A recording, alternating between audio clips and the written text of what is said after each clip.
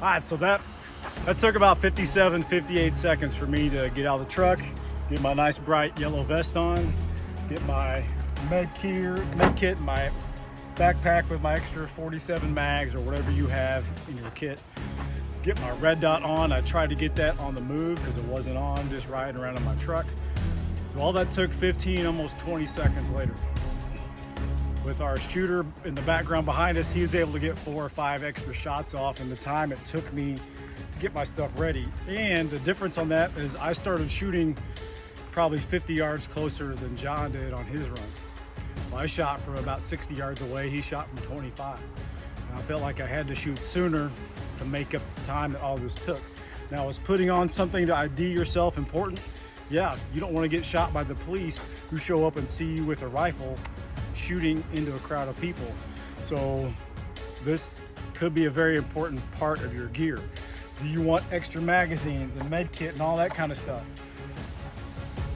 Probably, but being in this business for a while, what I see is that most people are motivated to hurry up and stop the threat.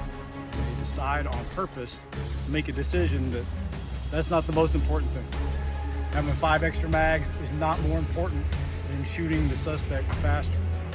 So those are all things you're gonna have to figure out in advance. It's probably the most important is making sure that whatever your setup is, it's really ready to go. You don't have to spend an hour looking for a magazine. You don't have to remember or figure out how to turn your optic on. We've actually changed the batteries in it within the last 2 years, so you know that your optic is gonna work and you know that it's sighted in. So all the preventative measures you take to mitigate all the issues of taking extra time, that's what's really important. Do you have a gun that works and is not a piece of junk?